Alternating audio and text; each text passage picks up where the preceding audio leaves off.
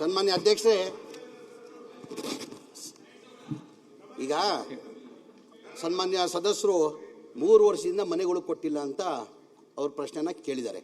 ಯಾರಿಗೂ 3 ವರ್ಷದಿಂದ ಮನೆಗಳು ಕೊಟ್ಟಿಲ್ಲ. ಕಾರಣ ಅಂದರೆ 2013 ಹಿಡ್ಕೊಂಡು 2018ವರೆಗೂ ಹಿಂದಿನ ಸರ್ಕಾರದಲ್ಲಿ ಸಿದ್ದರಾಮಯ್ಯ ಮುಖ್ಯಮಂತ್ರಿ ಇರುವಾಗ 14,50,000 ಮನೆಗಳು ಸ್ಯಾಂಕ್ಷನ್ ಮಾಡಿದರು.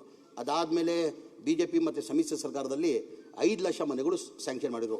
ಒಟ್ಟಾಗಿ 19 ಲಕ್ಷಗಳು ಮನೆಗಳು 2018 ಹಿಡ್ಕೊಂಡು 2023ವರೆಗೂ ಸ್ಯಾಂಕ್ಷನ್ ಆಗಿತ್ತು. ನಮ್ಮ ಸರ್ಕಾರ ಮೊನ್ನೆ ಬಂದಾದಮೇಲೆ ಆನ್ಗೋಯಿಂಗ್ ಕೆಲಸ ನಡೀತಾ ಇತ್ತು. 9.5 ಲಕ್ಷ ಆನ್ಗೋಯಿಂಗ್ ಮನೆಗಳು ನಡೀತಾ ಇತ್ತು ಕೆಲಸ. ಆ ಕಾರಣಕ್ಕೆ ಹೊಸ ಟಾರ್ಗೆಟ್ ಕೊಟ್ಟಿರಲಿಲ್ಲ. ನನ್ನ ಅವಧಿ ನಮ್ಮ ಸರ್ಕಾರ ಬಂದಾದಮೇಲೆ ಕ್ಯಾನ್ಸಲೇಷನ್, ಯಾರು ಕೆಲಸಗಳು ಅನ್ಸ್ಟಾರ್ಟ್ ಮಾಡಿದ್ರು ಅವ್ರನ್ನ ಕ್ಯಾನ್ಸಲೇಷನ್ ಮಾಡಿ ಇಡೀ ರಾಜ್ಯಕ್ಕೆ 1,07,000ದಲ್ಲಿ ಯಾರ್ಯಾರು ಬೇಡಿಕೆ ಸಿಕ್ಕಾಪಟ್ಟೆ ಇದೆ. 20 ಲಕ್ಷ ಮೇಲೆ ಬೇಡಿಕೆ ಇದೆ. ಅದರಲ್ಲಿ ಯಾರ್ಯಾರು ಬೇಡಿಕೆ ಇತ್ತು ಅವ್ರಿಗೆಲ್ಲ ನಾನು 1000 ಮನೆ, 200 ಮನೆ, 100 ಮನೆ ಹಂಗೆ ಕೊಟ್ಕೊಂಡು ಹೋಗಿದ್ದೀನಿ. ಕೋಲಾರ್ಗೆ ನೀವು ಮನವಿಯನ್ನು ಕೊಟ್ಟಿಲ್ಲ ಅಂತ ಈಗ ನನ್ನ ಗಮನಕ್ಕೆ ಬಂತು. ಮನೆಗಳು ಯಾವುದೂ ಇಲ್ಲಿ ಟಾರ್ಗೆಟ್ ಕೊಟ್ಟಿಲ್ಲ. ಈ ವರ್ಷ ಟಾರ್ಗೆಟ್ ಕೊಟ್ಟಿದ್ದಾರೆ ಸನ್ಮಾನ್ಯ ಅಧ್ಯಕ್ಷರೇ. ಈ ಬಾರಿ ಬಜೆಟಲ್ಲಿ 1 ಲಕ್ಷ ಟಾರ್ಗೆಟ್ ಕೊಟ್ಟಿದ್ದಾರೆ. ಅದರಲ್ಲೂ ಏನು 1,20,000 ಇತ್ತು ಸುನಿರಣ್ಣ, ಅದಕ್ಕೆ 2 ಲಕ್ಷ ಮಾಡಿದ್ದಾರೆ. SC ST 2 ಲಕ್ಷ ಏನಿತ್ತು 3 ಲಕ್ಷ ಮಾಡಿದ್ದೀರಿ. ಈಗಂದರೆ 1,20,000ದಲ್ಲಿ ಏನೇನೂ ಮಾಡೋಕ್ಕೆ ಸಾಧ್ಯ ಆಗಲ್ಲ. ಆ ಕಾರಣಕ್ಕೆ ನಾನೇ ಮಾನ್ಯ ಮುಖ್ಯಮಂತ್ರಿಗಳು ತಾವು ಮನವಿ ಮಾಡಿ, ಸರ್ 1,20,000 ಏನು ಮಾಡೋಕ್ಕಾಗಲ್ಲ, ಅವ್ರು ಹೆಚ್ಚು ಮಾಡಬೇಕಂತ ಹೇಳ್ಬಿಟ್ಟು ಈ ಬಾರಿ ಹೆಚ್ಚು ಮಾಡಿದ್ದಾರೆ, ಟಾರ್ಗೆಟು ಕೊಟ್ಟಿದ್ದಾರೆ.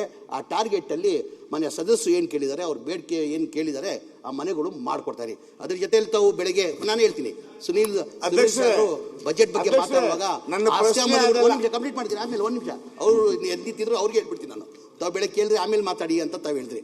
ತಾವು ಬೆಳಗ್ಗೆ ಕೇಳಿದ್ರಿ ಆಸ್ಯ ಮನೆಗಳು 1 ಮನೆ ಕೊಟ್ಟಿಲ್ಲ ಅಂತ ತಾವು ಕೇಳಿದ್ರಿ.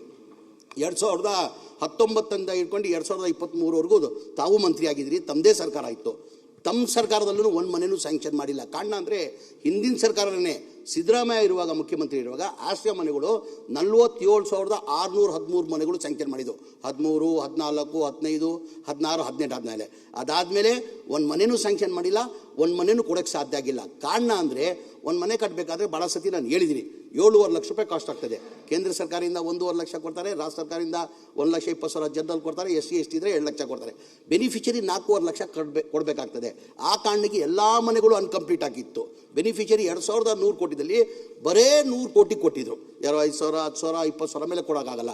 ಮನೆಯ ಮುಖ್ಯಮಂತ್ರಿಗಳು ಹೆಂಗೆ ಸ್ಲಮ್ ಹೊಡೆದು 1,80,253 ಮನೆಗಳು ಏನು ಇವತ್ತು ಸರ್ಕಾರ 4 ಲಕ್ಷ ನಾವೇ ಕೊಟ್ಟು ಒಪ್ಕೊಂಡು ಕಟ್ಕೊಡ್ತಾ ಇದ್ದೀವಿ ನಾವು. ಆ ಥರ ಆಶ್ರಯ ಮನೆಗಳಿಗೂ ಮಾಡಬೇಕಂತ ಮನೆಯ ಮುಖ್ಯಮಂತ್ರಿಗೆ ಮನವಿ ಇಟ್ಟಿದ್ದೀನಿ. ಮನೆಯ ಮುಖ್ಯಮಂತ್ರಿಗಳು 2-3 ಮೀಟಿಂಗ್ ಮಾಡಿ ಈ ಬಜೆಟಲ್ಲಿ ತರ ಕೇಳಿದ್ದಾರೆ. ಹಾಗಾಗಿ ಆ ಮನೆಗಳು ಅನ್ಕಂಪ್ಲೀಟ್ ಇದ್ದಿದ್ದಕ್ಕೆ ಅದಕ್ಕೂ ಟಾರ್ಗೆಟ್ ಕೊಟ್ಟಿಲ್ಲ.